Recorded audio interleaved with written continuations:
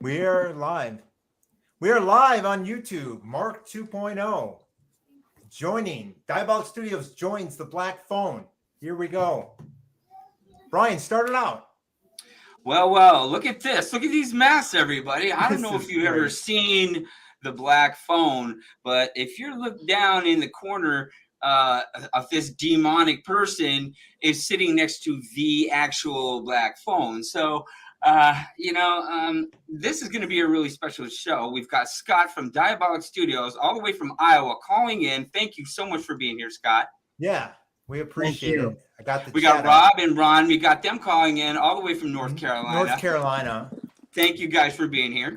Thank you for having us. Thanks for having us. This is a lot of fun. Yeah. Yeah, this is a really special episode. We've never done anything like this, and I'm dying to unpack the whole Diabolik Studios story here and see how this came to be, because I've really never spoken to anybody who's been involved in anything like this, Scott. So this congratulations on the Black Phone. Thank you. And tell us. How does it feel? You know what? To have the cast members and everybody reach out for me to sit down and produce something that started with a block of clay. And, I thought I'll be lucky if I get a handful of likes out of it. But then to have so many people from the movie reach out and just be supportive and amazingly cool and actually want something that I produce is just, it's really cool as an artist. I mean, it's something as a mask maker, you hope that you can catch the attention of, somebody. When you really try and put your everything into it, and you just hope it's received for the work and that goes in the time that's involved in it. Tom Savini, who designed and came up with the devil face, I knew the second I seen it, it was like, oh, that's something I really I wanted to learn more about it. And I went out and I found the book and I read the short story that the movie was based off of, was hooked completely. And there was only like 3 or 4 screenshots of the mask available when I started sculpting it. And it changed and evolved several times because I'd see a new pic that'd be released and I'm like, oh my God, I got to change the forehead. So then it's back to work and tinkering. And there was a good weekend run from a Friday to early Monday morning where I think, honestly, I want to say I probably got 6.5 hours sleep, 7 hours of sleep during the course of then to just get it knocked out. And, I really wanted to have it out before anybody else, really, but it had to be right. Because when I finally started seeing good pics of it, there's so many little details and blemishes. And what started off looking like a fairly simple design was amazingly complex. Brian McGuire and Jason and Tom that worked on it, it was incredible. The more I looked into it, the more stuff I was seeing, the more colors I was finding. And that's kind of pretty much how it started. And once I got one produced and put it up on Instagram, Mason and the Ghost Kids and Ron and Rob, they started reaching out, and it was like, I can't believe this is really even happening. Like, now I got to figure out how to paint them. Like, I don't even have one done yet. Like, oh my God. But no, it's been really cool. Does sound like a beautiful ride. And, so this started as you were given a short story, you say, in the beginning. I saw the movie. I saw a promo poster. I believe the film appeared at, I want to say it was Sundance, and that's what caught my attention. At the time, the current craze was the new Leatherface from 2022 that was coming out.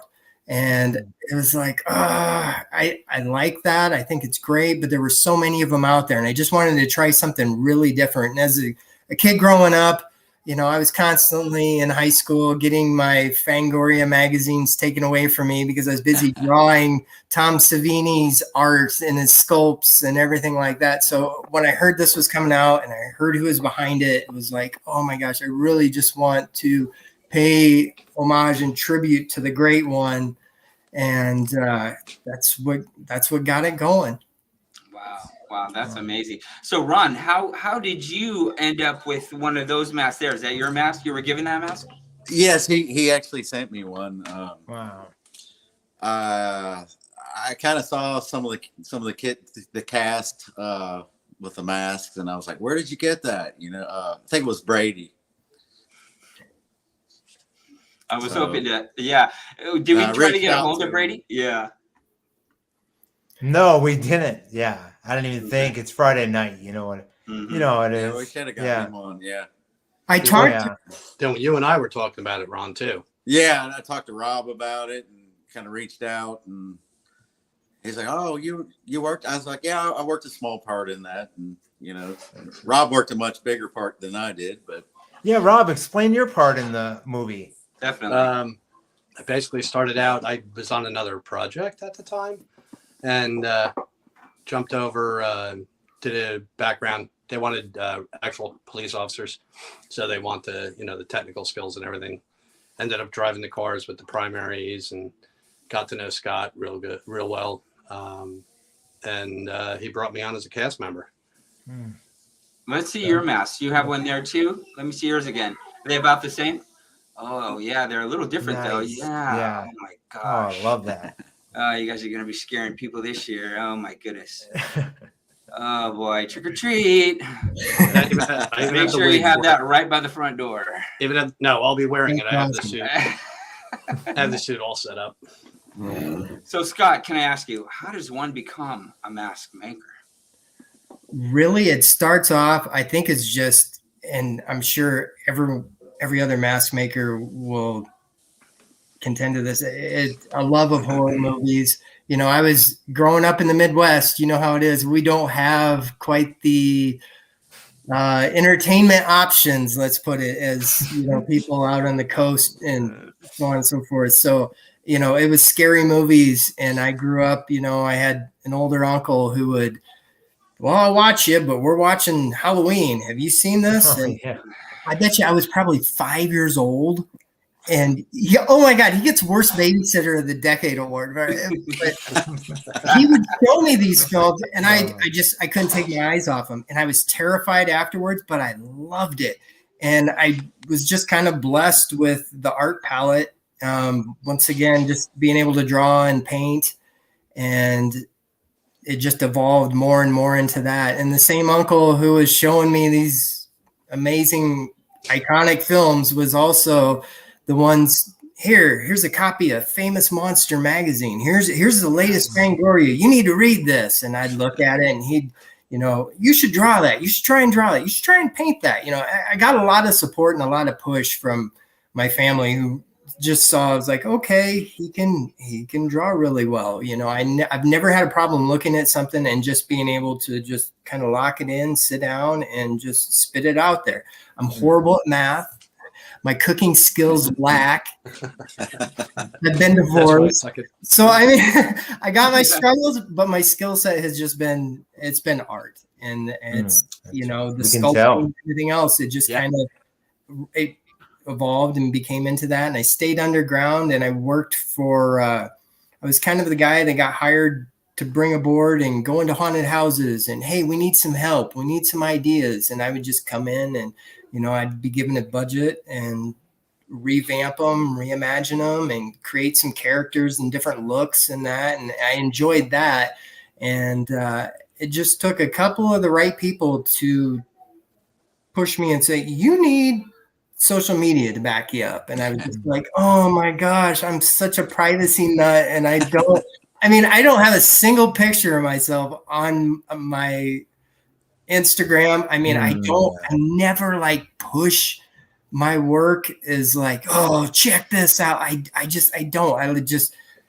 gotta drive, I create it, I put it out there. Ultimately it's up to the people to decide whether they like it or not, and that's, to have Ron and Rob and everyone else just really truly say, wow, amazing work. And it's the ultimate. It really just hits here. It's like, oh, because you hope to be able to do something that you hope what's meaningful to you comes across to somebody else.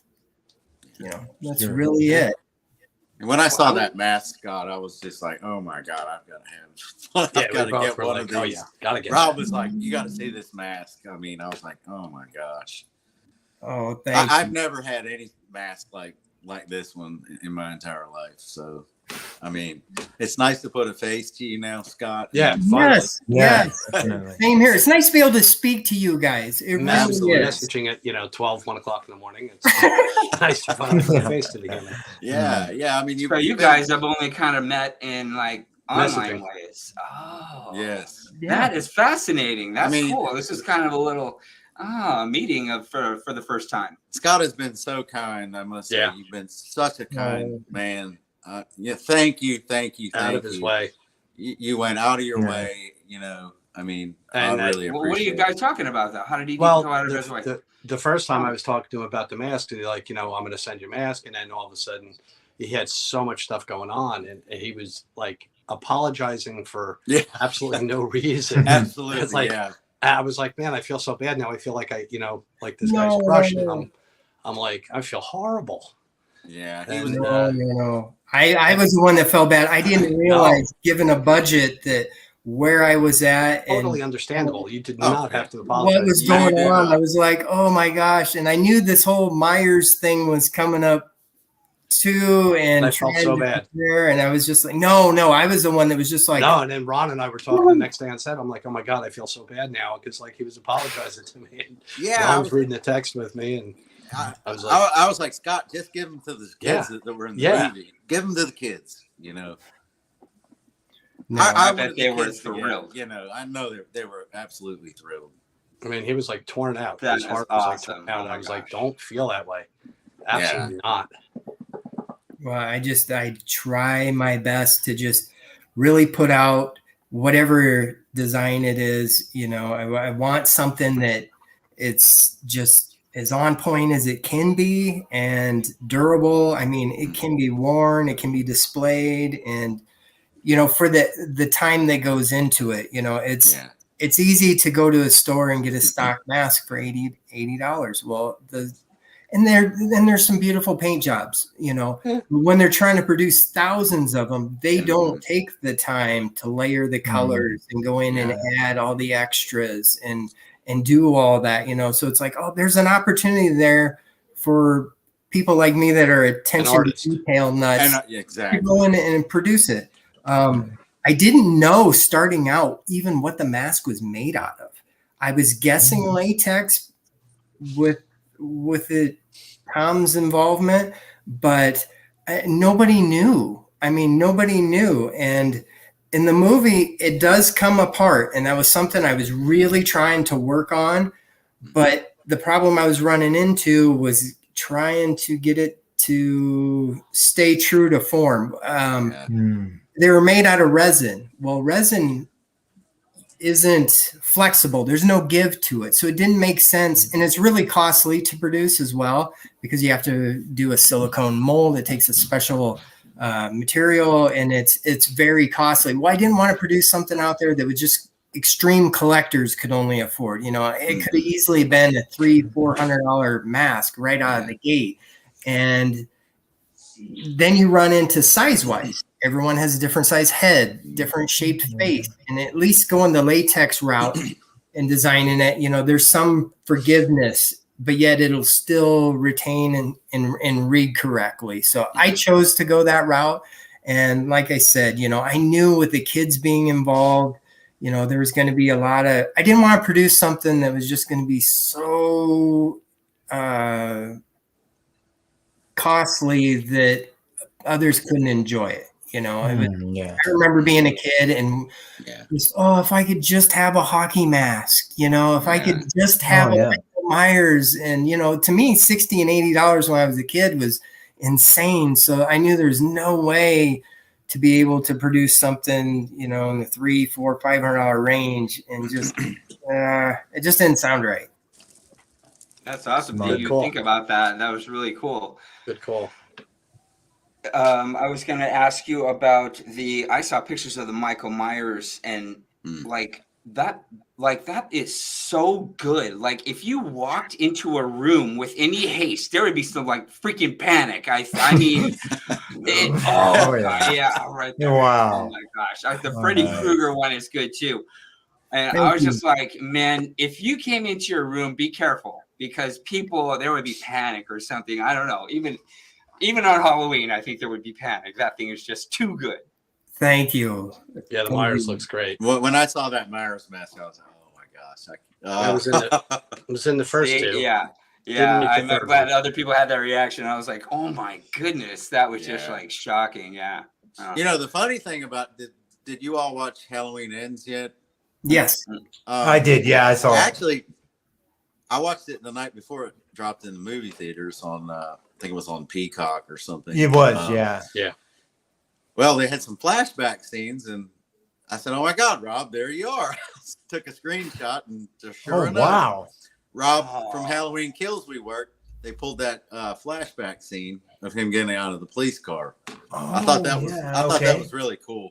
Yeah, I did the first and second of the trilogy. I didn't get to do the third because I was on another project tied up here in Wilmington. I couldn't go down to Savannah. They asked me to, but I couldn't go down and do Savannah. Wow.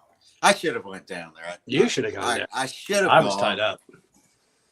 I wish I had gone now, but it's over. It wasn't a big thing to do all three. I did two of them. That was good enough. Right. Good point. Yeah. It was really cool to be in Halloween Kills for me. I mean, I watched all the Halloween movies when I was a kid, and I was it was just an honor to be in that, in my opinion.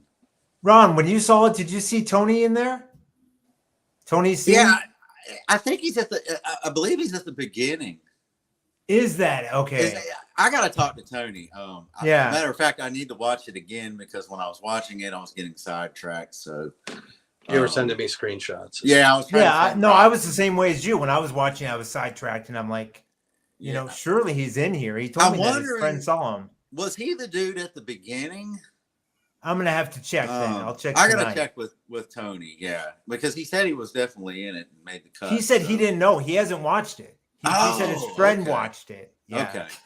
Yeah. Thanks for hooking us up with Tony, by the way. Yeah. That guy's such a badass. Oh my God, he was fun to talk to. And right? He's like he's doing a lot of cool stuff, and he's busting it wide open right now. I mean, I look up to that guy. I mean, I met him on the set of the 24th a couple of years ago, and he was so cool to me on set. Just a really nice, down to earth, genuine guy.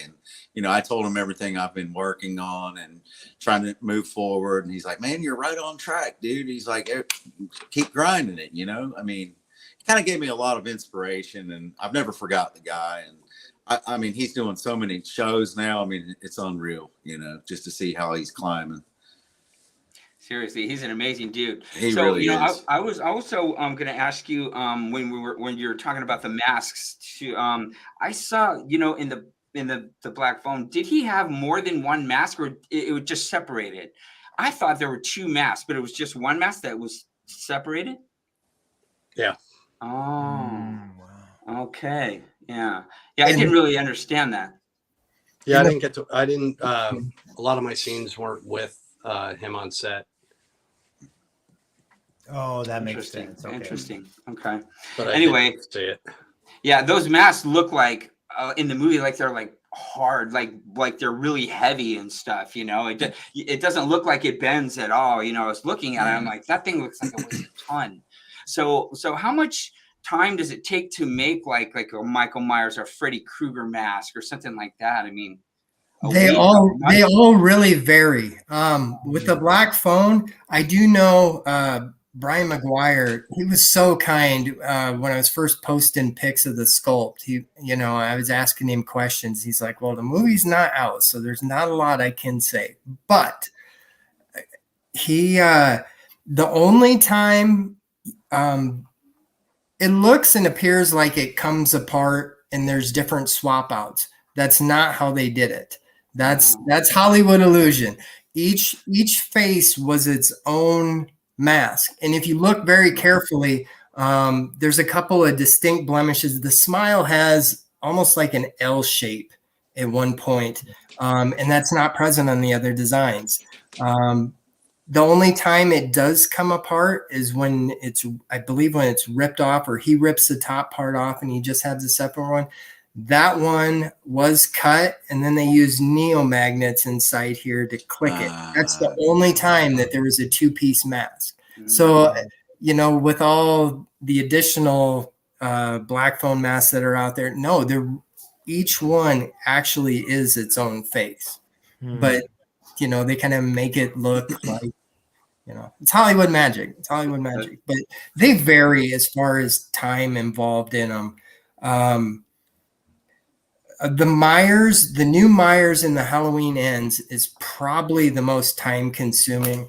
I have a copy here, and this is from Trick or Treat Studios, and there's nothing wrong with it. It is a beautiful stock mask. They really did a wonderful job with it. They got the molding and stuff on it. The hair's distressed. They do wonderful work, and they actually use the molds that produce the mask that's used in the film.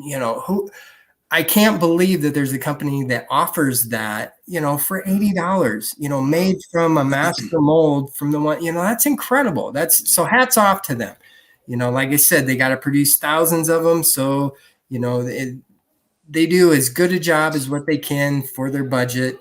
And when it lands in my lap, this is how it looks. At that point, the mold is glued on. So you got over the top of the paint, you have glue, then you have this cotton. All that has to come off. You can, and I have seen people paint over the top of it, but it just, to get the worn effect and to get all the little details, you can't have all this other stuff on it. So it has to be stripped down to bare latex. Hair, everything comes off.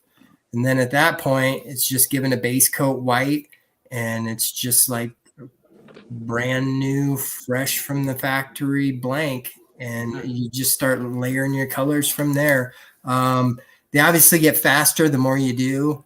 The very first one I posted just a week and a half, 2 weeks ago. First ones always take longer. I want to say, honestly, that one, and I experimented a little bit with it. I'd say I probably have a good 8 hours in paint, mold. And then I opted to, because Michael's supposed to have been in the sewer missing for 4 years. So to me, I already had it in my head, like, all right, the first one I'm going to do, I have this image locked in from right after the Kills movie came out, when they leaked that, or they started teasing that Michael's in the sewer or in a cave dweller. That was the working title. That was Cave Dweller. So I was like, oh, he's going to have moss on him. He's going to have this. So I went ahead and had to find a technique and be able to put in little bits of moss, and there were just things in my head that was like, I have to do that when I get this mask. And I know the other mask makers that are out there, they were the same way. They already had, it's going to be stitched together. It's going to be falling apart. So they're going to use his bootlace to put it back together. And they were amazing ideas, And then when it came out, we're like, interesting. Okay. So everyone starts revamping once again. But you always see a fun creative time, and right before a movie comes out, because they're very careful, especially with Michael. They're real protective about what they show you and what they release for images.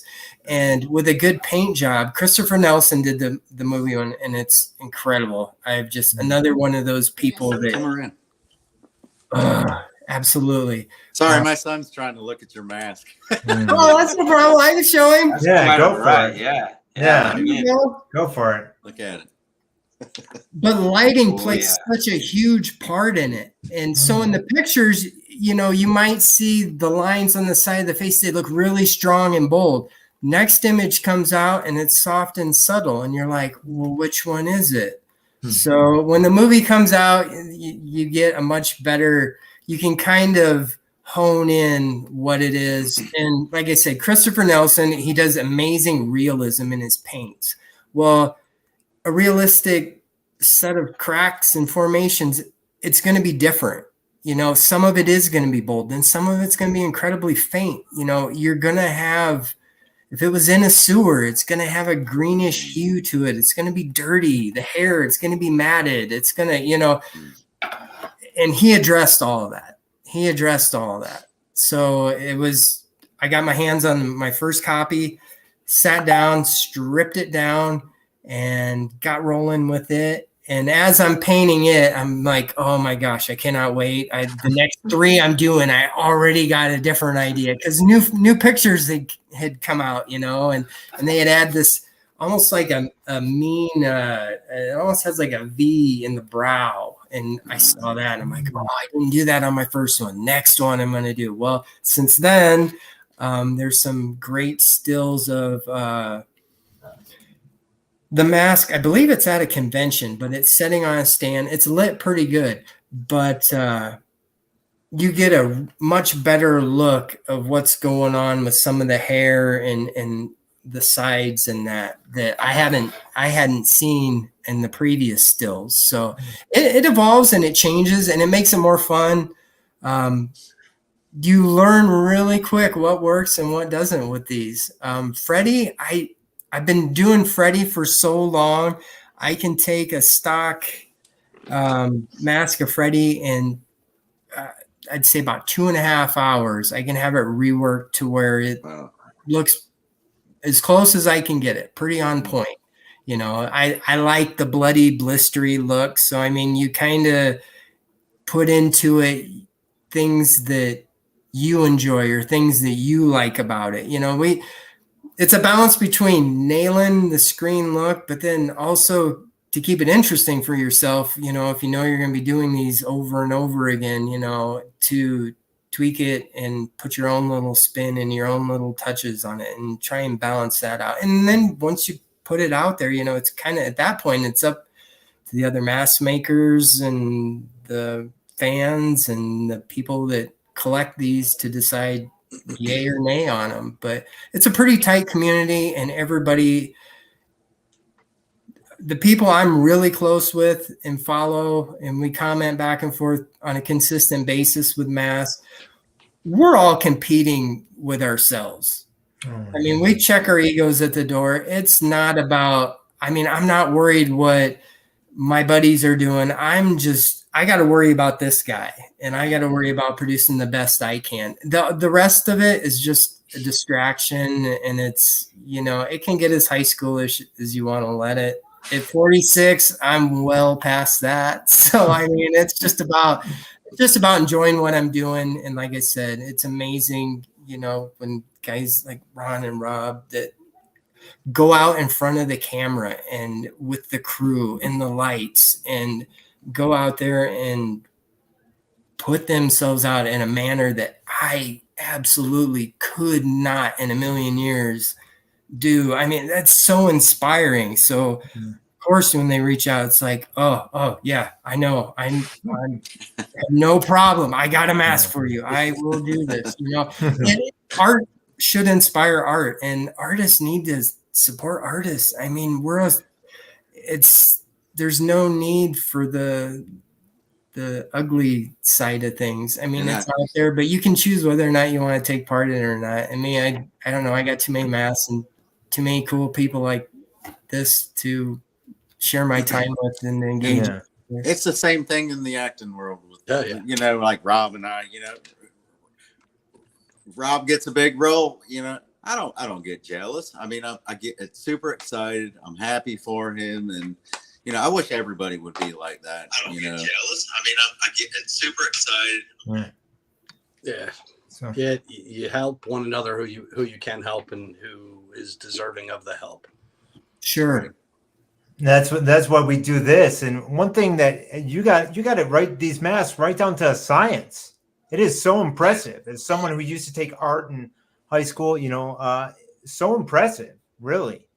If you can paint and you understand working color, they're not that hard to do. I mean, it would be harder to paint this on a flat surface than an actual mask. I mean, on a flat surface, you have to create dimension. You know, when you have a mask, the dimension and the detail's already there. You just have to be able to look at it and be able to read it and know how to work with your colors. You know, and sometimes risk pays off, and then other times you look at it and you're like, yeah, I think I'm gonna change that a little bit, you know. But Yeah.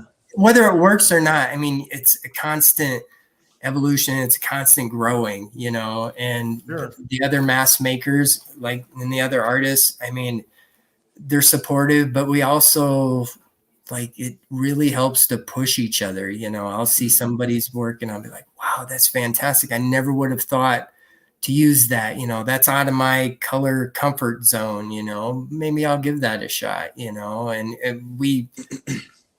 there's a handful of us that really are tight. And it sounds like it's real similar in the acting world. And with you guys doing the podcast and that, I mean, you know, who's cool and who's, let's challenge. Yeah. How about that for a word? We're learning. Oh yeah. You know, we We have are. a chatter. We have a chatter named Ava that would like to know what's the most difficult mask you've made, Scott. I think maybe just because sculpting Tom Savini's and Jason and Brian's work, competing with, and not really competing, but trying to properly do, they're masters of their craft. You know, they really are, and they've been at it a long time. So sculpting this was really difficult. As far as paint goes, I have a clown that I did for a drawing. And it's a black and white clown. The makeup on it, it's kind of Gene Simmons reminiscent a little bit. It's kind of inspired by that. I don't know. I better watch saying his name. We may have to pay him after the show for utilizing that. No. That mask was incredibly. It was just a real tough design. It was very asymmetrical. So whatever detail that was added on this side, it had to mirror it on the other. And that was probably the toughest paint job to pull off, because it's very fine line work and you have to move quick, because if the latex in the paint, if you overwork it, you'll get an odd texture in it. Now, some masks utilize that texture and that's part of their look. Others, this particular one, no, it had to look like clown makeup, which is very clean, very shiny. I mean, you don't see globs, you know. So I was really going for that look. And that one, I want to say there's probably 8-hour paint job in that one. That was probably the most difficult. You know, I don't know. Am I allowed to show like a little screenshot of what you've done here? I see. I don't know if it'll focus on that very well, but I got some clown. I see Michael Myers in the corner, Freddy Krueger. Everything's reflecting off this, but look at those clowns. Oh my God. You'll freak everybody out. So I don't know if you all know that Rob worked Scream as well. Oh, did you talk about that? No, what was that like? The first time I actually, one second. He was The in first time I Fangoria. actually got killed off as a police officer in film. I allowed him to actually kill me on screen. Wow. So this police officer thing is something you've done how many times? Every time. A lot. Wow. Well, that's what Well, I did for 20, Brian, he's a retired police officer. That's what I did for 28 years. I do technical advising as well. That's really, you know, great now in my career. Been getting to do a lot of technical advising. Just got off of Hightown season 3. They picked me up on that as their technical advisor. Wow. How Which fun. was very fun. It's fun Talk to get about that older. a little bit. But Scream was really, really nice. I got the call to come over to it, and ended up getting a prosthetic put on by the Bearded Skulls. Cool. They they made the piece. Tony made the piece, and they had that put on and sat in the chair for probably about a good hour and a half, 2 hours at least. Wow. And blending the whole piece in. While I was in the chair, didn't realize they were taking a few pictures, and everybody's like, "Oh my God, you were in Scream." I'm like, "Yeah, okay, whatever." That's so cool. But it ended up in Fangoria. Yeah. That's what I found amazing. That blew my mind. It was an I read this amazing as a kid. write-up. I read this as a kid. I'm like, great, the movie, yeah, okay, whatever. But to be in Fangoria was like, oh yeah, that was a real highlight. That was amazing to me. It was. Did you get a lot of people like reaching out to you from that and stuff? Well, pretty much everybody knew I was in it, did it, and when they saw the movie, everybody's like, "Oh, there's Rob dying on the floor." That was quite interesting because with the prosthetic, they have to have the tubes coming into it for the blood, tubes for the air, and then you get out of the chair, you're pretty much dressed, and then put the rest of the uniform on, get over to set, and wait again because, of course, they were falling behind on something, and then get in to do the scene of dying on the floor. And you have people trailing you because there's tubes and an air gun and an air tank to blow some air through it, and of course putting the bite tabs in to get some mouth blood and all Wow. the effects guys are there. The bearded skulls are just amazing. I've worked a ton of projects with those guys. They are the best I've ever worked with. And one of some of the skulls worked also on Black Phone. And it was, you're sitting there laying on the floor and they're constantly making sure the blood is right and making sure it all matches, and probably on the floor for a good 3 to 4 hours doing that scene. Wow. Yeah. So how did the scene play out exactly? Tara's in the hospital, and it was after the chief's son was killed, and they were going out to that, and they're coming back from that towards the hospital because now they realize Tara's in the hospital. And she gets out of the hospital bed herself. The hospital's empty. She gets into the wheelchair and starts wheeling down the hallway, wondering what's going on. No one's there in the hall, of course, or no one's at the nurse's station. And there I am dying at the nurse's station because Ghostface slit my throat open. And I'm dying on the floor. And then she reaches down because we had to figure out how we would play that my gun was missing. And so if she reaches over and I just keep my arm hidden, she picks my arm up and drops it down. They can see that the gun is now missing from my holster. So now she knows Ghostface has a gun. That's awesome. What a great thing. You're like a retired cop, and now you get to go to the movies and be a cop. Gosh, if you would have told me I would have been in front of the camera, I would have told you were crazy while I was working. I mean, we did a lot of movie security. We did a lot of movie security for a lot of films that filmed in North Jersey. The Sopranos literally filmed 3 minutes away from my house. So that would be taken care of North Cole. But once in a while, we'd stop up on set and assist them with stuff. But, always saw it from the backside. And Secrets and Lies was the first time I jumped in front of the camera on that show. I was brought on as one of the 4 regulars to work with the cast. Wow, that's what started it. Dang, that's cool. When they need a cop, they call. That's great. Wow. And he's very good. He's very good at what he does as far as with the technical advising. I mean, and as you know, Ron, that comes from learning, and absolutely. You can't rush it. You start at the bottom, you work your way up. That's right. You pay attention on set. You get up. I don't sit down. People make fun because I bring an apple box. I have my own apple box. Yeah. You bring an apple box. Because I don't sit down. If you see me sitting down, it's been a hell of a week. I may sit down for about 10, 15 minutes, but I'm up, I'm watching set light, set camera, know what lens they're on, know what their focal lengths are, know how they're going to light it, how they're going to flag it, how they're going to change something. And that helps in the technical advising too. So you know how to cheat it. Mm-hmm. If you have to do a scene of handcuffing, they always call me for that because there's different ways to be able to cheat it depending on how many cameras you're running, where the cameras are, how you can play it to the camera. Do they really need to see the cuffs go on? Do they not? So, right. And that's a lot of advice for Eric Estrada, huh, Ron?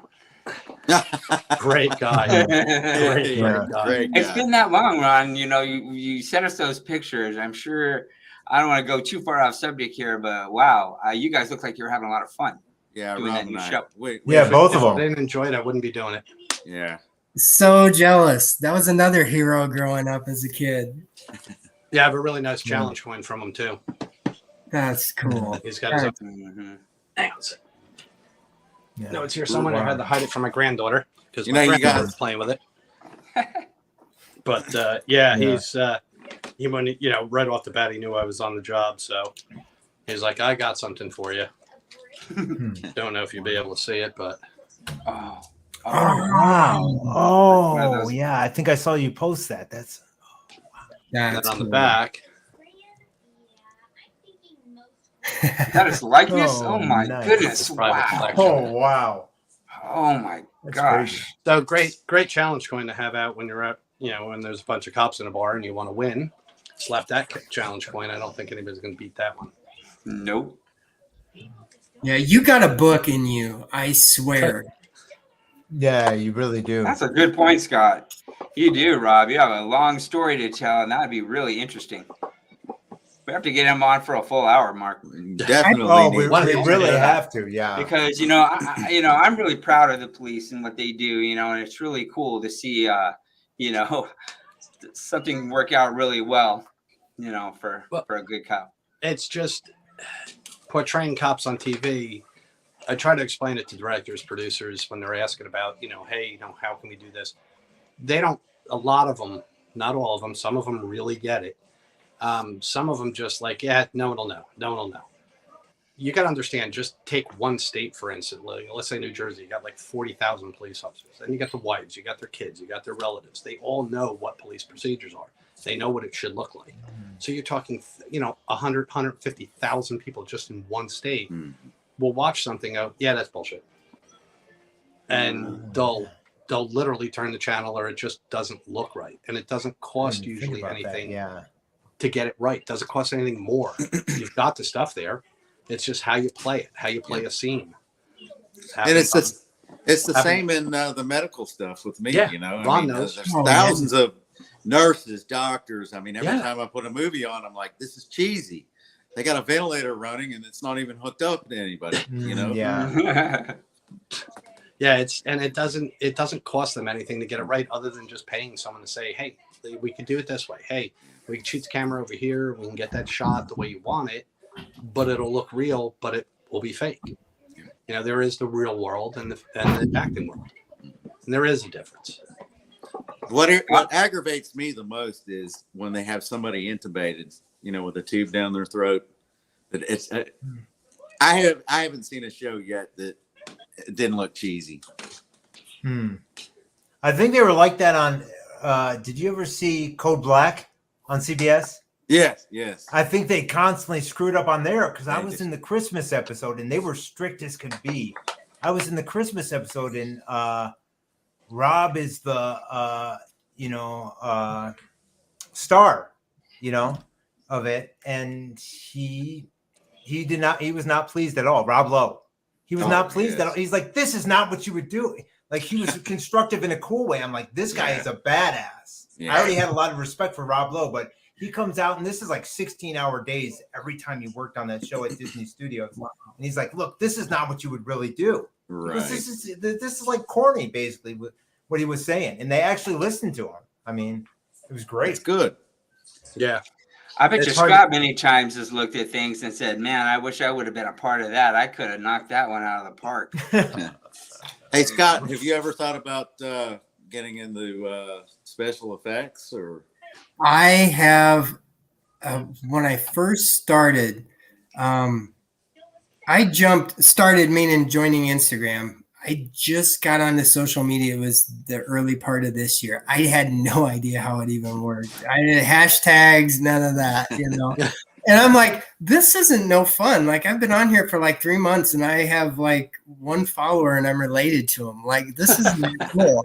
Well, then through the learning process, I thought, well, what do I want to do? Because I do murals If paint will stick to it, I'll paint it. I mean, I try and just with Instagram stick to the masks and that, and try and keep a target audience and not go clear out in there. But I did introduce a couple of props that I had worked on. Just trying to reinvent and reimagine some of the classic stuff. Nice razor blade knife that, this was instantly resettable, 360 you could view, and no tubes or nothing like that. I'm also with the whole art thing. Love magic. I've been a huge magic nerd my whole life. So there's so many really cool illusions in that I would love. See a magic trick. I would love to incorporate into masks and props. That just it hasn't been done, and yes, that is something I'm tinkering with. Black Phone kept me busy for a while. Michael Myers is going to keep me busy for a little longer, but I do have a couple of things that I'm working with and toying with, that basically combining the performance side of illusions into props and masks. That's kind of all I'll say. I've seen there's a couple of artists out there that are they're getting their toes wet, but there's a few things I haven't seen done yet that it's that kind of prop making, I guess. But with illusions in that, there's some room for these masks. There's a lot of things that haven't been done. It's taken the time to figure it out and have it be practical, and instant resetting is another thing that's, there's one-off magic tricks when Chris Angel would levitate.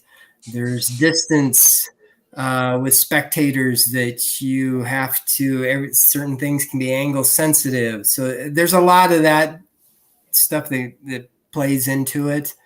But yes, it's so on the radar. I just feel like I got to move from the Midwest. I think that's my problem. I'm a California boy stuck in Iowa. Oh, are you originally from California or no? Oh, my heart is like. Oh, your heart is. I get it totally. I swear. And Well, then you seem to accomplish a lot over there in Iowa. Is it harder for you to get your product out or no? Not.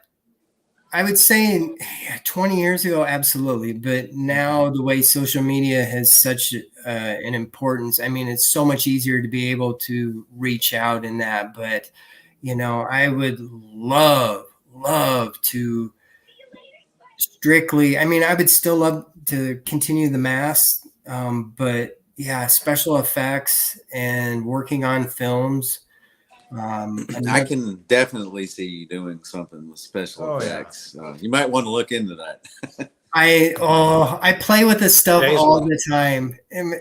All the time. It's terrible. It's just funny because, my daughter or my son, they'll go to school and talk about Michael Myers, and the teachers will be like, your son really knows his characters. And it's like, yeah, he's familiar because here's what I do. And then, it's an eye opener. But yeah, it's kind of odd, it's not a normal dad by any means, but it's what I do. And, I've tried other things. I've had other adventures. I do graphic design and such, but it's these masks and doing this can be so demanding on time and balancing just personal life with business and trying to balance painting with graphic designs with keeping up with posts on Instagram. It's crazy. I really admire what all you guys do to be able to produce these videos and podcasts, to go out and film these things and travel and with families and lives, and that it's like my job and everything is confined to one location. I don't feel like I have enough time to do everything. So it's tough. It's really tough. Ron travels more than anyone I know. Yeah. I don't even know how I do it, to be honest. I don't know. I just keep That's- going like the Energizer. That's Bunny. why he stays at the Wow. Continental once in a while. Yeah, we call Rob's place the Continental. Continental. Oh, okay. Like Awesome. John Wick. Yeah, special effects. That's something that. He Oh, just gives me a gold coin and he gets to stay the night. There you go. And we can't do business on the Continental property. Oh, one time I stayed there, I got a whole entire invoice from the Continental. You got a bill. You still haven't paid. Well, yeah. Oh, that's funny. That's Oh, funny. it was hilarious. Yeah, it's really it's so tough, and you know I hope even give one you day- the friends and family rate on that too. And you still That's didn't. right. And I took your kitchen faucet. Yes, you did. Rob, are you in Wilmington too, or no? Just north of Wilmington, Hampstead, Oh, okay, yeah. like 15, 20 minutes away from. I'm Yeah, about I'm gonna 20, be there 25 minutes next from the April. studio. That's when I'm moving. So Nice. As Ron is 2 hours from the studio. Yeah. I don't. I hope it pays off one day. It's I just feel- tough with COVID because he's Yeah. got to test, and a lot of times he's got to Oh, travel yeah. to test, go home, and come back and work, and go home and test. You have to go home just to test. Ron, it's also hard when you go and work on these shows. Brian, guess what they did? Last night they did not air Flash on Fox Phoenix. Guess what they Yeah, aired? you told The me about Amazon football game, Brian.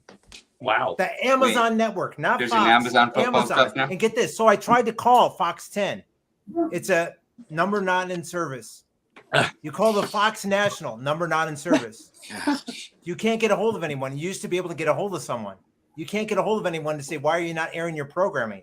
That's Do you not crazy. know that the show's going to get canned if it's the ratings are low, you know? Yeah, they just finished Monday. They have Mhm. had their wrap on Monday. They wrap Oh, Monday. yeah. Yeah. That's I- crazy. I- I've never seen anything like that. I actually had to cancel. I was booked Monday, Yeah. but yeah, everything Oh, going yeah. on with my father, I had to cancel. And it's actually the first time I've ever canceled anything.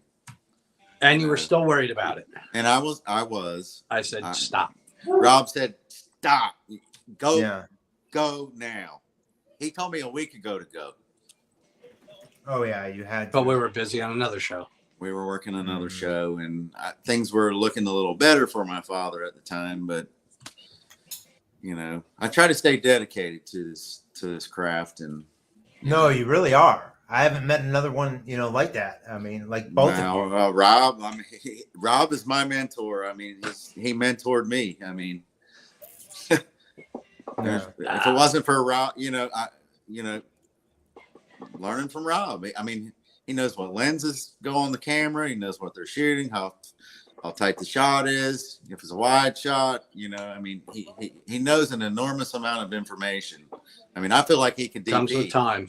Comes He with can- time and Yeah. He paying could be attention. a DP. No, hands down, he could DP. We in work my with opinion. we work with some of the best and gifted people in the industry. Absolutely. We get some of the best directors, some of the best ADs. We get some of the most fantastic DPs. Yes. It's rare when we get one that's average. We're all like, "Oh, this one's horrible," and like anywhere else, he'd be a superstar. And you're just used to dealing with such a high level of people that come in here to do their work. Yeah. Just learn from them. That they're there. Watch them. Learn from them. Ask them a Yeah. question when you can. Yeah. And Don't be afraid. Rob, I know you can vouch for what I've said before in the past. I mean, people talk about acting classes. Yeah, they're great. But I mean, being Watch on them that wrestle. stage is a master class to me. Yeah. And I'm sure. Yeah. I mean, Classes are great. They do have their places. they do. Definitely do. And there's some great classes out there. And, Mr. O'Connor does one of the best. Oh, absolutely. And he's a phenomenal actor. Great classes, great human being. But just being on set continuously for I was over 2 years straight without a break since the beginning of COVID. Yeah. Since just after we came back from COVID on Hightown, I didn't stop until this August 1st. Yeah. It was nonstop, and you learn. I'm watching Russell Crowe for a month and a half, 2 months. I was supposed to be his stand-in, and then I had a friend of mine, Monty, he ended up doing his stand-in so I could do utility. Watching him every single night, just learning and paying attention. It's a masterclass. Paying every night I went to attention. work. That's the key. Smart. Every night I went to work. So that's how you learn. steal from the best. Yep. Yeah. No, It's that's only a true. matter of time for Rob is going to run into something really huge. Oh, I yeah. mean, Really, you yeah. just seem to be like one of the top guys when it comes to the Hey, police. Like, hands down, he's the top guy. Be quiet, Rob. so Scott, you're pretty modest too. It seems like you run the whole show yourself. You are like a one-man show. Yeah. I have a little help, a little guidance to kind of like keep me on track. It's real easy to want to spend a little too more. Oh, if I just keep working, if I work on this a little bit more, I get a little bit more. And you have to still put a schedule in place. You still have to structure it as, as what it is, a business.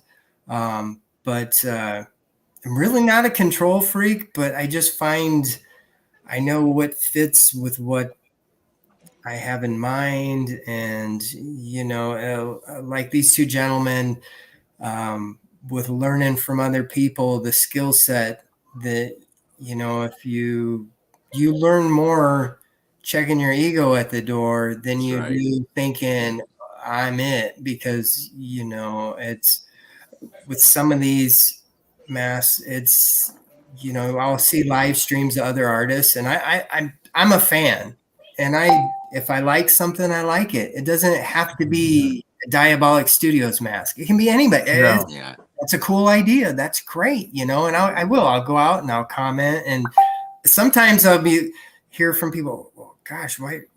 That's like cheering for the other team, and it's like, no, it's not. It really isn't. Yeah. And in that process, you meet a lot of cool people, and we will bounce off ideas and we'll brainstorm because, with wires, there's there's airbrushing, there's dry brushing, there's adding paint, there's also removing layers, to create and get some of the textures and get that aged, worn look. And, you must sell a lot of those. I mean, those are really nice. There's a lot of real fans of Michael Myers too, and that's something that you would just like, just wear again and again, that story. Think about the evolution of that mask itself. I don't know the whole story. All I know is that it was a William Shatner mask painted white. And now I look at yours, and I was looking really close at like the dugout marks on it, or the scratches and stuff. I'm like, my God, how the hell do you even do that? And what do you know?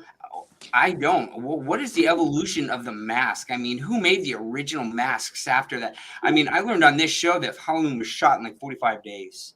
Oh yeah. And I was like, oh, shit, really? And so Crazy. Now I wonder about the mask sitting here talking to you. Do you know anything about the history of that thing?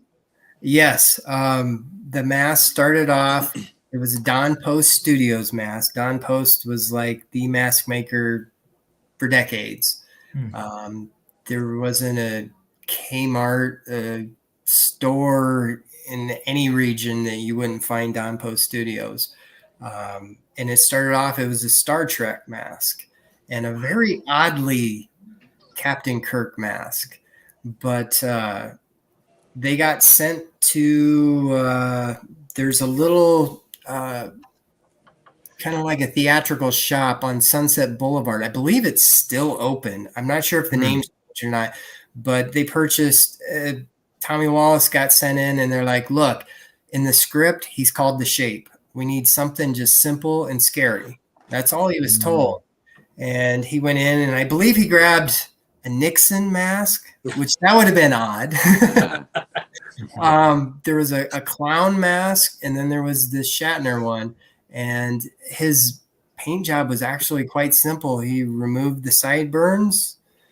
He hit it with appliance white spray paint, certain angle, left some of the skin tone on it, and he just widened the eyelids on it. That was it. That's all it was. And I guess when he walked in, Carpenter and everybody their jaws just dropped. They knew right away. It was just, when you think about it too, isn't it usually true? It's the simplest things that can be the most terrifying. You know, it could be a mask or a person with their eyes are all white or their eyes are all black. You know, it doesn't always have to be crazy, elaborate things. You know, I'd be curious to know because I'm always doodling and sketching and coming up with ideas. And what, you know, growing up as a kid, what were images or what are things that scared you or just like really stuck in your head? You know, and that guy, I know Carpenter, you know, he directed it and there's the story and all like that. But the guy who decided to make that mask did something that was just like, I don't know, like you said, he found this simplicity that was just so terrifying. They're just like, don't do anything else. You know, it was not only that, it had to take someone like Carpenter to come in and go, oh, yeah, that's creepy, dude. We're going with that. And the perfect mannerisms. In the perfect mannerisms. He didn't speak. He moved very slow and kind of odd and methodical. I mean, there was just a lot of very simple elements to it. I mean, he's the only one I know that could sit up from the ground and it'd be terrifying. You know? Yeah. I'll never get that out of my head. And then, so then there's Halloween 2, and they must have had a time where they're like, we have to make another mask. Do you know anything about how that started? And Deborah Hill had, I couldn't tell you how many were made. There's some myths and some theories, but nothing has really been set in stone, or not that I've found. But when they went to make Halloween 2, Dick Warlock then became the shape, and the mask is the original mask. But this is the funny part. It does look different in there for a number of reasons. His head shape was different than the original Myers. So it doesn't have the Nick Castle. They call it the Castle stretch in the mask world. now I know exactly what you mean, because in the 80s, I was a kid. And so cable TV was all we had. And so they shoved that shit over and over and over. And I would, me and my dad, we're all about special effects and shit, you know, and we're like, look, it's a little different, you know, so that's another mask, definitely, you know, and but go on with your story. I was just like, no, it's the same mask. I guess Deborah Hill, and as a lot of people back then, she was an avid cigarette smoker, and that mask was thrown under her bed. And how many packs of cigarettes it took in the dirt and cobwebs and everything. So you go from 78 and fast forward to, you know, 81, just that wear and tear from it aged that mask enough. And then when they were done filming it, Dick Warlock said, hey, is it possible, Deborah, can I keep this? And can I have the scalpel and the coveralls? And she, yeah, we're not going to make another one. We killed him. And so he wound up with that. Wow. And to see the mask now in its current state, it's all deteriorated and just because nobody knew, you know, how typically a latex mask like that does not last, you know, and they were thinner. They just, over time, it just basically rotted. There's images out there of the actual mask in its current state.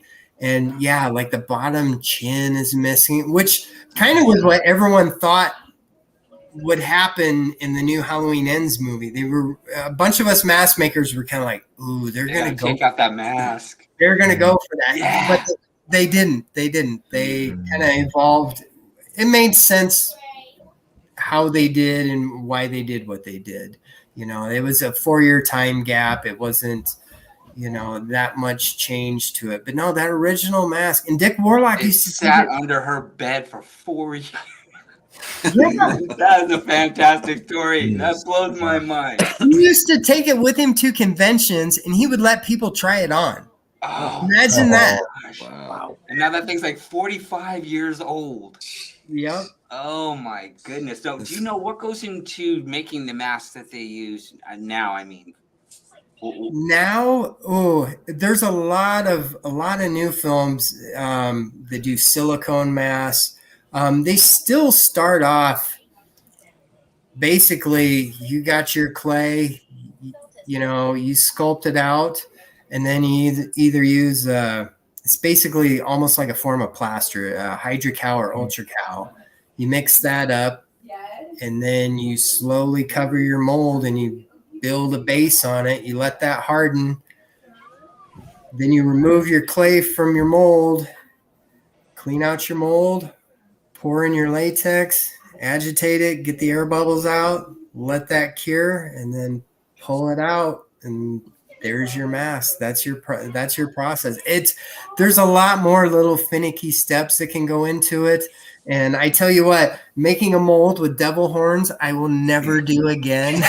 Oh man, I bet. I had a one-piece mold, and one horn came out perfectly, and I thought, awesome. And then most masks, typically with the setup I have, I can demold it in roughly about 15, 20 minutes. It doesn't take me long, but I've been doing it long enough. You cut your teeth enough on it, and you pick up the tricks. And I had this horn, the clay broke off, and I scraped and I scraped and I scraped, and I wound up taking the horn that came off on the other side. I heated it up with a torch, stuck it in on the clay, and made a handle.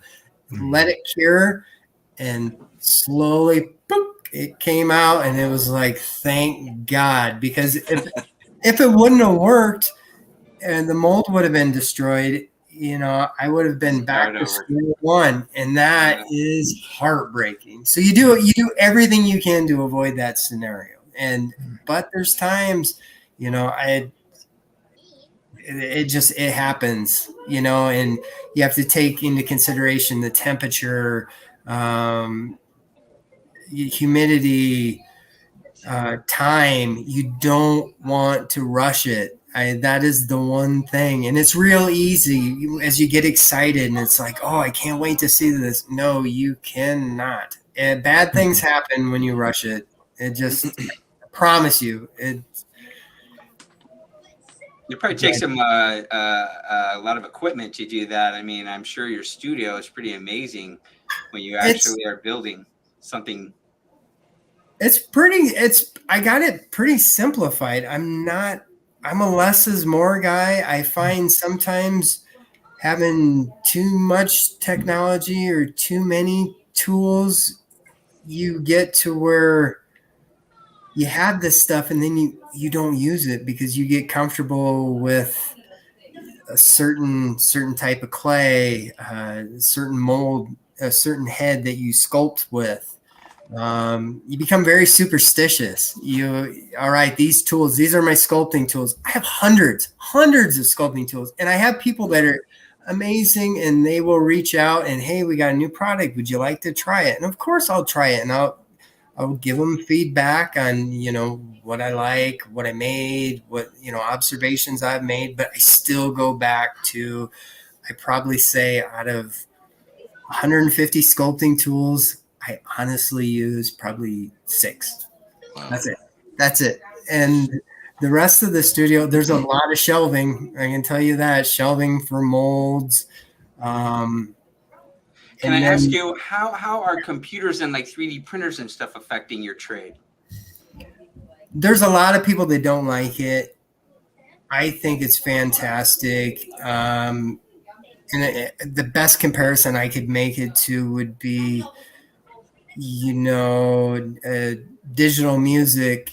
It didn't kill off vinyl. We still got people that love vinyl. There's something to be learned from each different type of medium, as technology evolves. I use Photoshop a lot. Sometimes, I'll sketch things out and I'll look at it and, why don't I like it? Okay, well, it's because, all right, the eyes aren't setting right with me. Well, instead of spending another hour and a half redrawing the whole thing, no, I'll just scan it in the computer, throw it in Photoshop, and I'll just start clicking and changing and moving. And all right, now I made it work. So a person's crazy not to embrace it. I'm still a fan of the old school methods and that, but I would love to get a 3D printer. I would love to do that. I see some artists out there now that are doing them, and they're doing amazing, cool things. So it's fun to see. I mean, I don't think having a negative opinion. I don't see being completely loyal to the traditional way when I see the advantages of, oh my gosh, using this technology in a way that's never been done before, to do things faster, to get your ideas out there, to get your product out there sooner. I mean, there's so many perks to it that, I got my eye on it. I got my eye on it, and I Well, use you're what an I. artist too, Scott. So when things went from stop action to CGI, those stop action guys were picked up as advisors. And just like our nice police officer Rob here, we need people who know to pay attention to these kind of detail. And who better than you to say, hey, I know this is CGI, but if I were painting that, I would do something like that, and you should probably. I wonder, do you ever do any work that's more like advice work or stuff like that for people? I have a lot of people will reach out. I'm currently talking to somebody. They'd asked me if I was interested in doing character work, creating just a couple of masks that would be used for like a gang style movie. And I was like, oh, absolutely, but I have some questions. Before I come up with something, I want to know, where are these people from? What do they do? What's their background? The more feedback I can get, the more accurate and the easier it is for me to really hone in and generate and knock it out of the park. It's the CGI stuff. I'm a huge fan of it. Huge fan of it. But yeah, I certainly see too at times where just the old school ways really work. But I do want to get into that field and pursue it. And who knows, maybe something will come up with this. But I have a lot of people reach out, and I do my best as time allows to share what I can. I don't hold anything completely. Oh, that's secret. I can't do it. No, I don't believe in that. I mean, because right now there's a little kid locked away in his room while we're sitting here talking, laughing, having a good time. And he is sitting down and he is painting and he is figuring it out and he is driven. And there's that kid's going to grow up and he's going to be knocking at the door. So, it's great. It's evolution. And I do my best to try and contribute. I've tutored people, basically taken them. They've sent me pictures. Here's my stock mask. How do I do this? And okay, you're going to want to be patient. Are you a patient person? I got my series of questions I'll ask because it takes time to, even tutor or mentor somebody. So you want to make sure the person that you're working with is their heart's in it. You want to make sure they're just as committed as you were as a kid. You want to make sure that their teachers and their parents were taking their Fangoria magazines away and shoving the math book back in front of them. When you find those connections and you can find those people, absolutely, it's great. And I have no problem at any time I'm asked something, I'll say, because you can give any three artists the same mask, the same paint, and I promise you, they will look different. Certain people will pay attention to certain things and do certain painting techniques and use colors differently. So I don't understand artists that don't want to share because, I mean, it's how it grows. I want to keep this alive. I want to see this, our community grow. I feel like, for a number of years, it started shrinking. And now we're in a fun time again. I think with the Halloween 2018, really putting Michael Myers back on the map, it really drew a lot of attention. And now we're seeing other classic horror films getting looked at and being considered and remade, and it's a fun time, and embrace it and grow it. And there's enough latex in the world for all of us to make stuff. I mean, we can. There's no point in hoarding secrets and hoarding that, and getting it out there and establishing these relationships, just as everyone else has said, that's how you grow. That's how you learn. I'm still learning. I mean, I still see things and I'm like, wow, that blows my mind. I want to know how that's done, and sometimes people are great. Sometimes people are people, but. Well, you're great. You know what? You mentor too. And that's kind of a common thing I see in this circle of friends. Ron spoke very highly of you before I ever met you. He just speaks highly of you and appreciates you very much. And Ron, we appreciate you and what you've done for us. And Oh yeah, we love everything, that you've given us so many new friends. I really, I don't know how to thank you. And Scott, I think you're actually that kid with the pencil drawing, and you see that, and you see that in kids, and you want to nurture that, and it's just, it just makes my heart feel good to see you on such a positive road, and you don't care about the crap and all of that. You just want to stick to your art and have fun, and it's just really uplifting to listen to you talk about that. Thank you. There's it's a great community. It really is. There's a ton of amazing artists out there, and it's cool once you get in there. A community that people don't probably think about, the mask maker community. No idea. I had no idea. No, dude. You guys might be competing, but your colleagues too, and you're sharing, and there's Apple and Android, so yeah, everybody's gonna get along. And where would you like Diabolical to go? If you had all the money you wanted right now, what would you do with Diabolical? I would love to have a school. I'd love to have a school. Cool. And Diabolic school. I like it. I would and work on learning. One of the biggest things that gets overlooked is understanding your colors, understanding how they work, your primaries, and understanding the different types of paint techniques, and just generating ideas.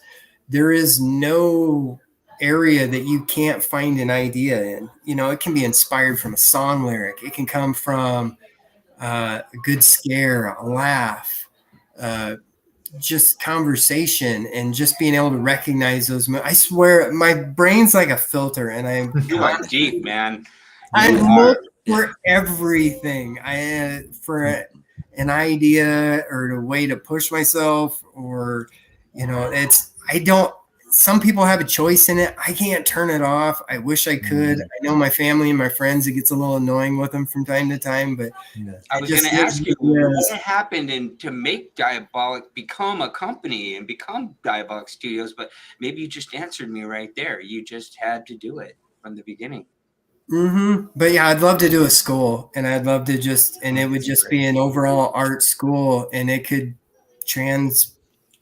grow and evolve into, various forms of art. Like I said, I just as much enjoy doing graphic design and tattooing, and just all across the board, and just be able to give people that may not have felt like they had the best grades or were really good in sports, but loved art, just a place to where they felt like they had something that was theirs, and they could grow, and they could shine, and they could have just be able to focus their time and energies in the areas that mean something to them, that that they can't turn off, or they lay awake in bed when they should be sleeping, and it's like, oh my gosh, I gotta find a sketch pad, hold on, I gotta draw that that's a great idea. There's a ton of people out there. Yeah, Scott, and you know what you're saying right now, God, if we could only market what you're saying right now and how you're saying it, people would be beating your door down, dude. I want to join your school right now. Thank you.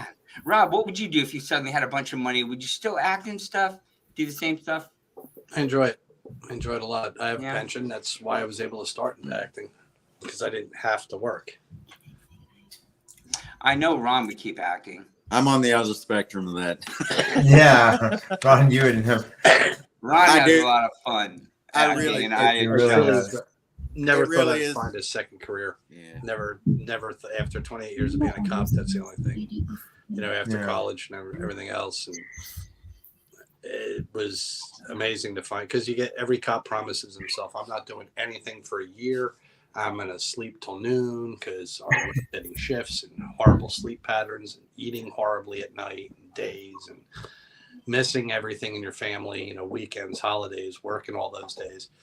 And when you get done, you're like, I'm taking a year off, not doing a thing, I'm sleeping till noon. That lasts about 3 weeks. Yeah. I've never seen you Yeah. do that, Rob. Yeah, and it was You're- like, you're- yeah, I gotta find something. And like I said, I was been working since we got back. You know, at the beginning of when COVID started getting us back to work, up until August 1st, and then I was like, I need Yeah. time off. Finally, you know, that was two plus years, and now about a week afterwards, I was like, yeah, Matt, about time to go back to work. You get bored easy. Yeah. Yeah. I just enjoy it. I enjoy it a lot. I enjoy the technicality. Sure. Well, you could have traveled around and stuff like that, but you went you went a little further. Most people, you know, they get bored, they get a motorcycle or something, you know, but you actually. Now, I did enough crashes as a cop to see, motorcycles. That was a bad example. North Carolina tried to get not to do Yeah. I don't know if it's like it for you, Rob, but you may feel the same as I do. But it's kind of like a drug to me. You know, I can't get enough on a set. You know, I mean, being on a set. And if I'm not on a set, I'm calling Rob up. Oh, Yeah, God. pretty much. Yeah. Or if I'm on set, he's not. He's calling me up. Would But, your yeah, would it's your Ron, like would your game plan change at all if you suddenly really didn't need money? Or would you just pretty much do the exact same thing you're doing right now, waiting for that thing? I would do the exact same thing. I had I can no tell, idea. yeah. That's cool. I had no earthly idea that I would ever do this in my entire life. I honestly, honest to God, I And you walked away. You walked away from it. walked away Yeah. this past year from it, and I was led right back into it. And I thought I was making the right decision, and Yes, you were. Yeah.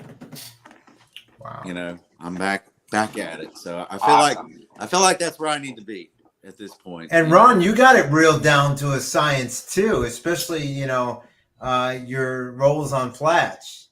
I don't know like if I you have it really- to a science, but It's pretty good. You know, It's pretty darn it's- good. I'm working hard at it, and you know, trying to get to that next level. And It'll come. It will come. It It's will, like Rob. yeah. Rob tells me, I don't worry about things anymore. I don't Like the worry lottery, about it. remember? Yeah, it's when it happens, it's going to be the right time. You got to be in it to win it. Yep, I know. Yeah, I'm in it exactly. to win it for You got sure. to put your time Oh in. yeah. Yep. We know it. I always But- tell everybody your Jamie Lee Curtis story. It goes over really Oh well. yeah, he is. I'm like, get the director's cut and you'll see it. Yeah. Does Scott know about that one? I don't think so. No, Tell him. I had an Tell him that accident. story, Ron. It's a good story. So, Oh, we yeah. were, so we were shooting a real tight shot. She was coming out of the hospital room with a butcher knife, and I was asked by the director, David Gordon Green, or actually it was Teddy. I'm sorry, Teddy. Good old Teddy. Good old Teddy. Love that guy. You guys should get him on the show sometime as well. Make a note of that, Mark. Yep. Yeah, I will. Yeah. What was he? He was the first AD, wasn't he, Rob? Yeah. Yeah.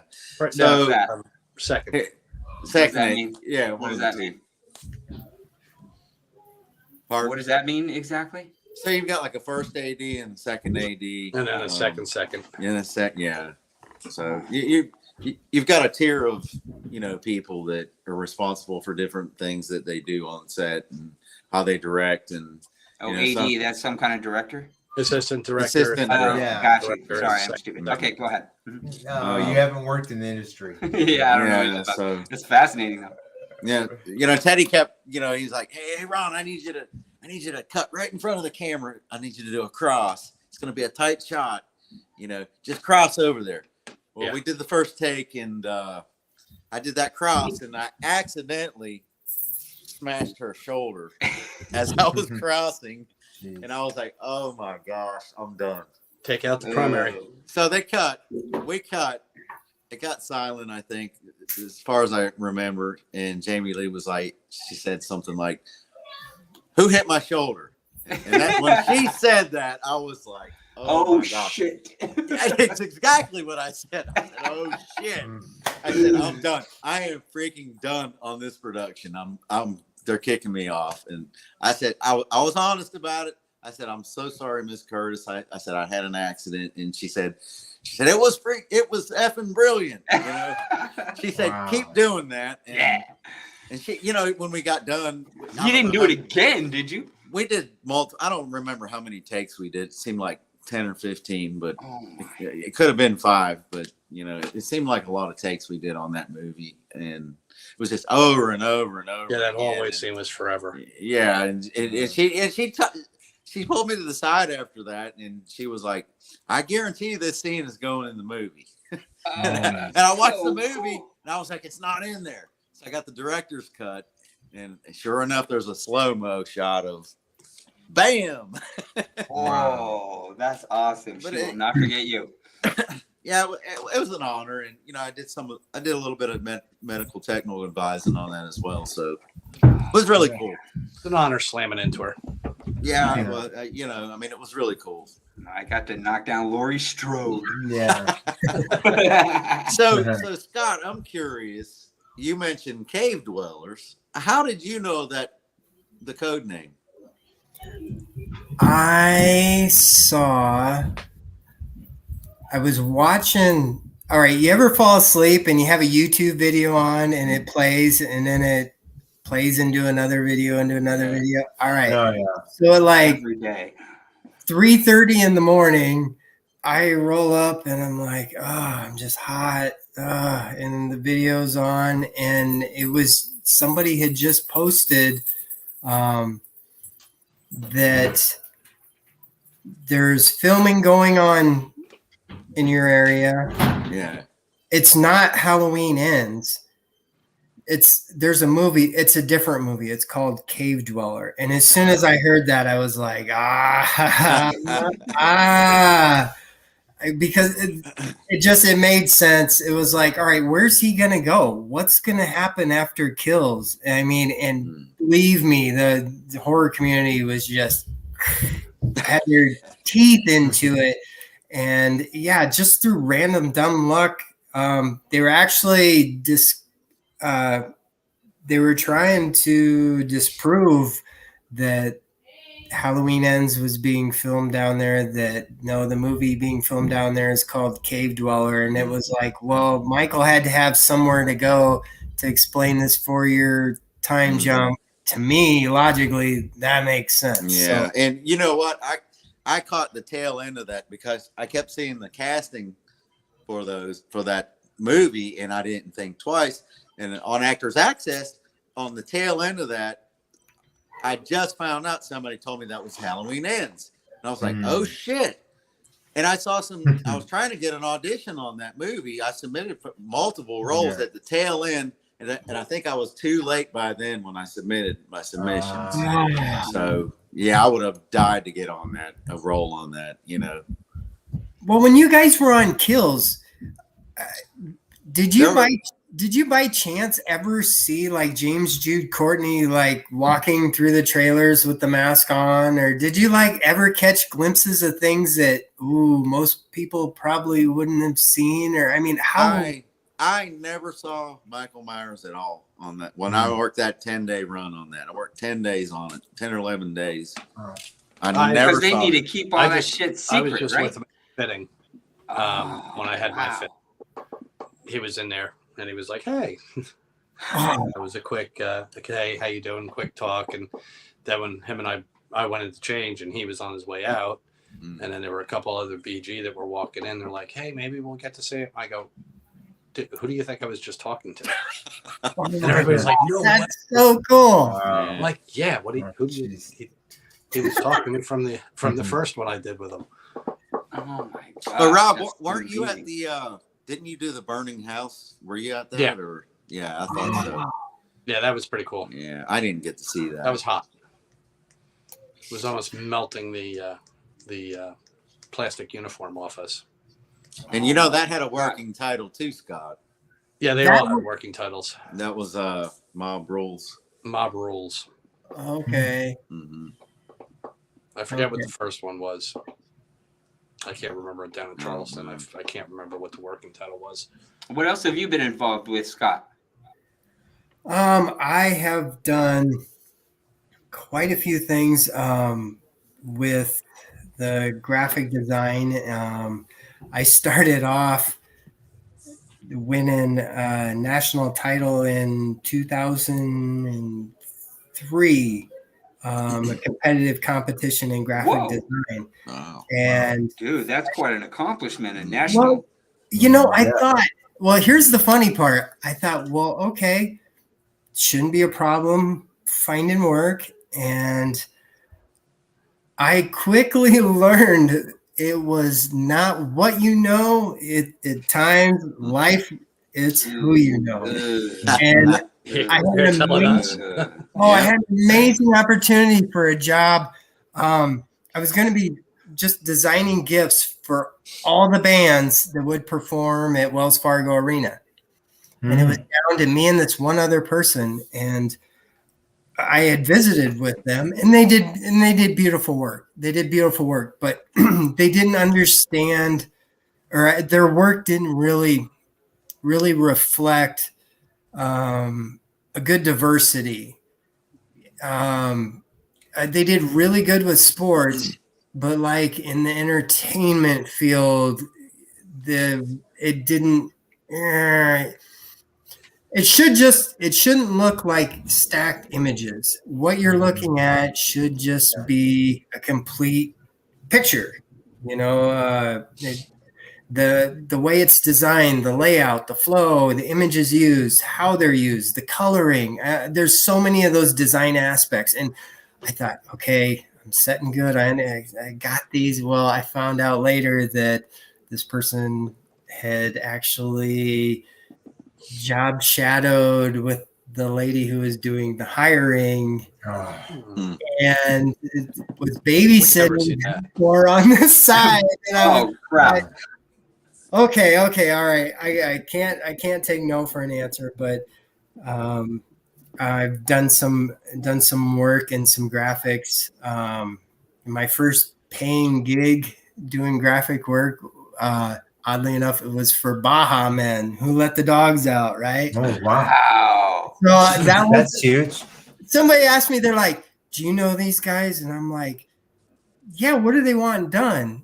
And, well, they need some logo and it was just for touring promotional posters and stuff like that. And for a band. And submit your resume or whatever. And I was like, ooh, is it going to be Kiss? Is it going to be, I'm an old school rock and roller. I'm like the 60s, 70s, and I'm praying, Pink Floyd, you know, I had, and then they told me, do you know the song Who Let the Dogs Out? I'm like, yeah. Are you a fan of that song? And I just kind of, not my cup of tea. Wow. And that song is just keeps going through the decades. Still unstoppable. It's like a bullet. Still here to this day. So that was like my first like endeavor into that world. And then a lot of the stuff I've done just one-off just promotional stuff for bands if they're passing through and they need something done. I've done a lot of work similar to like what Ron and Rob have done, only more in the music side of it. Nice. I got a ton of stories as far as musicians and stuff. I've been around. And, we need to talk. Give me one memorable something right now. Oh my God. And it's crazy. The people that you would think would be cool, how they are versus the people that you may already have it in your mind. I don't care for this person. And they're the biggest sweethearts in the world. It is so odd. Like I've never coolest person I met in the music world, hands down, was Tom Petty. Oh, Wow, Tom Tom Petty. Petty. You can't get much bigger than that. He was an absolute gentleman. He tipped his hat and come over and shook out. I'm Tom. Hey, nice to meet you. He seemed like that type of character. Oh, he was incredible. He was every bit as cool as you would think. Some of the more, oh gosh, I'm not a fan of throwing dirt. I'm not, and I won't. But I will say this: there's a band. They have a song called "Girls, Girls, Girls." Oh my, that's so obvious. Come on. And you mentioned Kiss. I saw that band and Kiss. That was my first show on Metal. That was my first concert too. I was in fifth grade. I'm with you, Brian. Gosh, that's great. Yeah, I saw Kiss the last time they had makeup on before they took it off, and Motley Crue opened for them, and it was like, oh my God, my ears rang for 3 days. That was before ear protection. Oh my God. Oh my gosh. Wow. So Scott, you're like a genius, man. You can get into just about everything. No, the way you talk about art and stuff, it's just so many, you're just talking so far over my head. You're like in the stratosphere, man. Do you ever get into like, video games? You make me think of like the things you do would be so perfect for like video games, because it seems to be everything in entertainment seems to be moving toward more immersion, more immersive, and to the point where when you're just going to eventually take your glasses on and go, I'm going to watch a movie. And I don't know. I just think that your knowledge would just go so far in anything you touch. Man, it should be something really big. Oh, thank you. Appreciate it. Scott, I hope you're still striving for that. It seems I just want to say to you, I hope you don't just say, well, I've done so much, because I think you could just touch so many lives, not just because of your artistic talent, but we just need people making this stuff who are just like, I don't know, like good people or something. There's just, I don't want to throw dirt either, but I always hear about so many bad things in LA and bad things in New York and bad things about Hollywood and just all this evil and you're making these demonic masks, but you're the opposite of all of that. You're like this really great guy who gives a shit about people, and man, it's been an honor tonight, Scott. It really has, yeah. Oh, this is a challenge for me, and I want to thank you guys for pushing me and supporting and just being really cool, because I am not a get in front of the camera kind of guy at all. Well, you are now. They are dripping. Now, no excuses. But oh my God, no, thank you. It has been amazing. Everybody has just been super supportive, and talk about being demonic and that. Do you have any idea what it's like to send something like this to Madeline McGraw, and when you want to tell her like, please reach out to your parents first, because I'm a dad. And they see a package that says Diabolik Studios, and it's just like, oh my God, like, kids, please be cool and check with your parents. I'm a dad. Those two are great kids. Oh, Scott, I got to tell you a story. Great last weekend. Oh my gosh.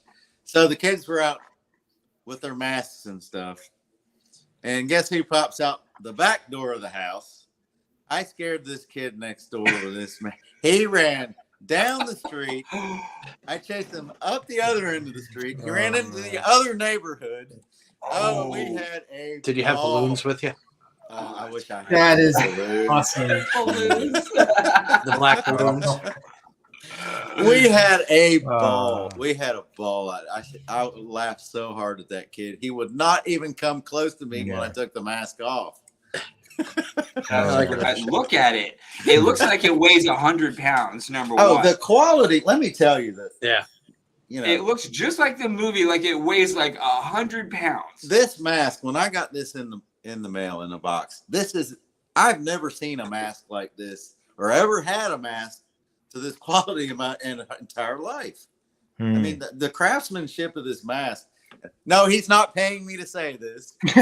No, you can just see. Yeah, you can see by both of them. Amazing. Thank you. I've never had a mask in my entire life like this. Like, I mean, it means so much to me that you were kind enough to send me a mask. And sincerely, deeply appreciate that. And Scott, thank you, because thank you. And he does look a lot better when he wears the mask. Thank you. Yeah. Oh my God. No, You should go in somewhere and just sit there and have a beer. We in should your both do mask, that. There you go. We should. We should just both walk in a place. Oh my gosh, that would be Drive up in your Wow. police car and in uniforms, Rob. I like this. I like where this is going. Wow. You freak some people out I'll really do this. bad. I'll do this thing where I get Oh, the the lucky police are here, walk. thank God. We'll You get know, Eric Estrada in on this. Come on. oh my God, yes. Hey, you need to get him on the show. But Yeah. Scott, I mean, any way we can promote your mask, I know, your modesty is probably, I don't know how you promote your mask, but I know I'm on Amazon looking for masks still to this day because I want to look good. I see people and they have like full Mandalorian things, Oh, and yeah. I'm like, oh my gosh, and then I see your mask and I'm like, yeah, that's Halloween right there. Halloween's about getting scared, and these are probably about the nicest masks I've ever seen. Where do you get them? Where do you get it? Diabolikstudios.com and stuff? I am as simple as it gets. Just because the pace and the schedule and what goes on, I reach out to me on Instagram. You see something you like, I just am, like I said, this is my year of coming out from the underground. So I just started up Facebook, getting something going there. I have a slew of stuff on Etsy that I'll be posting and getting that going as well. It's just been so busy with these masks that, I get asked a lot of time, do you have a website? And it's like, I don't have time for what I have. Like, oh my God, we need to bring aboard like a team to do it. So Scott, I've got one of my really good friends that I've known since college. He's an artist, but he does graphic design. He and you are a lot alike. I need to link you up. Oh, absolutely. Like I said, and anybody watching would, if gosh, you just want to say hi or would like to know how something's done or how to get into it. I don't have a problem with that. I mean, I was blessed growing up as a kid, I didn't have to work really hard at the art, but I had to work really hard to try and make connections. And, it's in a day and age where people are so cutthroat and can be, there's still a lot of good people out there. There is. There really are. You got to take your time, and sometimes you got to sift through them. But no, I mean, reach out to me is the easiest way. It's easiest for me just because of Instagram. I didn't choose to roll it out that way, but no, Diabolik with a K Studios on Instagram. Hit me up, and if there's anything, if there's something I don't have, if you want a quote on a one-of-a-kind mask, I'll do that too. I mean, I just finished. Can we get a Ron Blake? No, I was gonna say it about you. There we go. Wow. I don't wear that on set. I finished a one-of-a-kind. I had a guy want a one-piece leather mask but it had to be one piece, and it was like, yeah, I'll do it. And I just got it finished up for him. It should be going out. I made him a promise I wouldn't post it until he saw it first. I'm kind of old school like that. I think it's only fair the person buying it, they should be the one to see it first. Then once they have it, then I'll post it and share it with the world. But I'm usually a couple weeks behind on my posting, and that's just how it is. It gives me time to get caught up and get the next batch of whatever it is I'm working on, whether it be photos or graphics or logos or whatever. It gives me that time I need to keep my sanity and my head in check to be able to, when I do the work, do the best I can.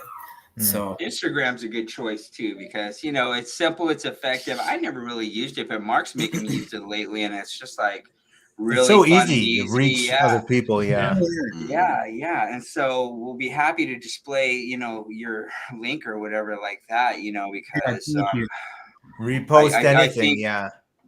I think Put this it in can our stories, easily you name spider it. web out into something else because Yeah. man, you do good work, dude. Really do, Yeah. man.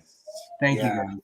Well, it's been damn near 2 hours, guys. You know, Yeah, it's been an I- hour and I 45 love minutes. you so much for sticking with us this long, Rob. I'd really like to have you back because I think you have some amazing stories, and I'd like to dig them out.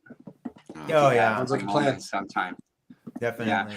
Ron, I want you back as much as you can come back because Yeah. I just like it's such a good feeling talking to you, and I want to hear more about what you and Eric did, and I want to know more about that show that Monty produces that you guys were working on. And Divine Renovation. Yeah, you need to get Monty back on. Yeah. And well, Excellent. and Ron, this says a lot about you. This is like the first time like this after tonight that we got like a whole week of guests that are not Ron Blake, recommended. Yeah. you know what, Ron? actually- But you know what, Ron? It It's was because actually of my you. hustle. Yeah. It's largely because of what you've done, and we're forever grateful. Well, I'm grateful. Yeah. I'm more grateful to you two for what you've done for me, and it means more than the world. And Well, and you said it best that you've got to see us evolve because our set was junk until Brian, took his technical specs and we really decked it out nice. I'm telling So you, you you got to give guys Brian props. you guys are killing it, and you guys are. It's just a matter of time before you guys. I mean, you're going to blow up. I have no doubt. Yeah. And Scott, welcome to the show, and come Anytime, back real Scott, soon. you have to. Thank you again, Thank Scott. you. I hope you're comfortable here, and maybe you can become a little, get over your thing where you don't like to, because your message needs to go out. Oh yeah. And Thank here's the you, thing, guys. Scott. I know it makes you feel uncomfortable, but that means you're on the right track. You really are, Scott. I mean, You you're are. on to Your something. heart, Good your job. heart is going to come out, and it's going to take your business with it to new levels. And And Brian, you were I- in Iowa. What area were you working in? Yeah, Scott, you know what? I actually lived in Albert Lee, Minnesota, and crossed the border every day into Northwood, I believe it was, and worked at a cabinet factory. And the people of Iowa, like you said, they're kind of hunkered down most of the time. It's cold, but man, I have a huge respect because every single person I met in Iowa was just like treated me like family. And you come off like that to me, like you treat Yeah. all people like they're your family, and it And was a great day, great night. I should say, talking. To I you. second that, Scott. I mean, you Yeah. have been so Yeah, humble sure. and so nice to me throughout all of this. And I mean, Same thing about the North Carolina people, Brian, for sure.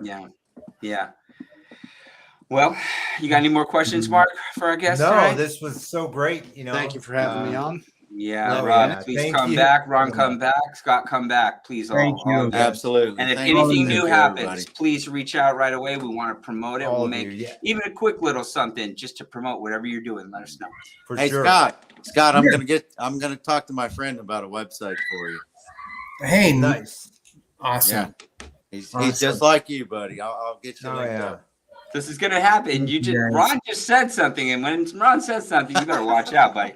I'll do Because my I best. know. I can't. And Brian, guarantee- Brian can attest too. When people come on here, their careers like blow up afterwards, or something big happens. Really. Well, I don't know what's going on here, but I'm glad to be a part of it. And you gentlemen, I'm glad you're yeah. with us. Thank you, everyone. Let's all go together. Thank you. Yeah. Yeah. Thank Well, you. great Thanks to so see you much, guys everyone. tonight. Yeah. All right. Thank you all. Take Thanks. care. Take care, Good evening. everyone. Good night. Yeah. Good night. Bye bye. All right.